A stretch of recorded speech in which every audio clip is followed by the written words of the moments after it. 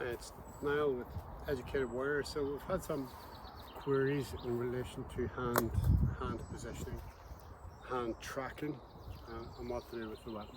So once we've established how we're going to set up, whether we're framing, how we're setting up the weapons for it, and it's to try and generate as much power behind the hit, behind the actual strike with the impact weapon.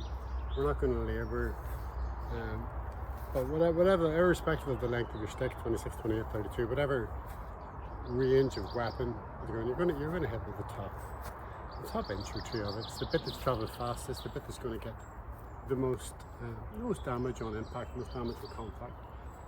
But when we're travelling with the stick, whether it's starting off in a defensive behind the stick position, we're standing up in a defensive back and close, or rather, whatever you're going to go. If the stick is travelling and you are moving on the same plane as the stick, that you can be robbing yourself of the opportunity to generate more power.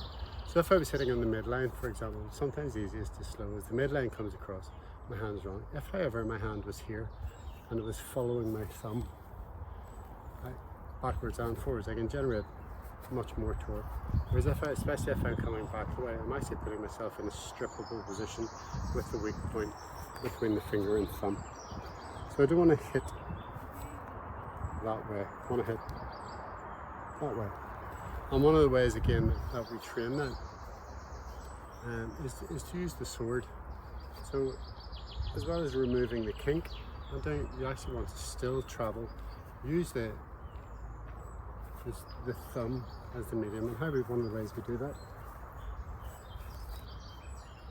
quite simply, is just using the sword, and you're tracking the blade, and you're following it so that it should travel sideways. It shouldn't travel that way, because it's in a struggle. You're not going to cut. You might hurt. You're hitting with a lump of steel. You might hurt, but that would be the best you can push it.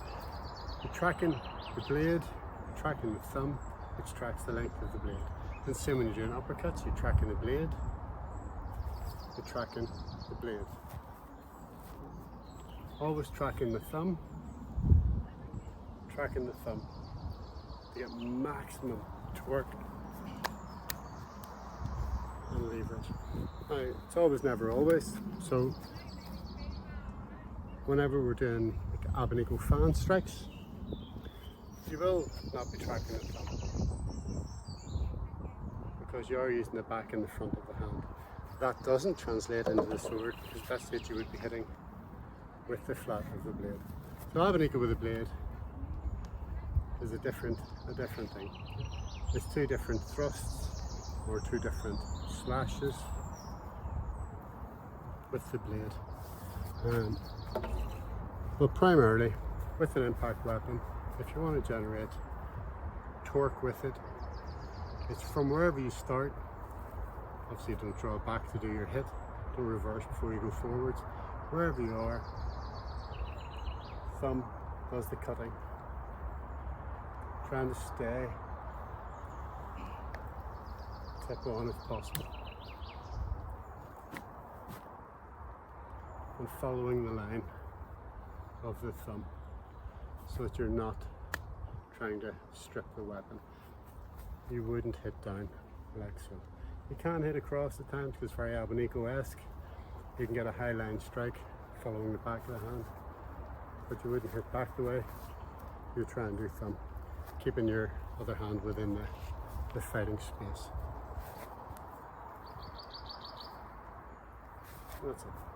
And again, when you're following the thumb both ways, following the thumb, it doesn't take away. When we say that the majority of our shots, certainly when we're trying to develop power, will track the hand and we're staying within the battle space, but it doesn't take away from the fact that not all strikes follow the thumb, because we can have Witiks, Abinikos, we have Redondos which can follow the thumb, all the Redondos, but especially when your hand is trapped, you have the opportunity for Witik, which you don't have to follow the thumb for. It literally is that short snapping strike. So for every rule there are exceptions, But generally for power, we're trying to track the thumb.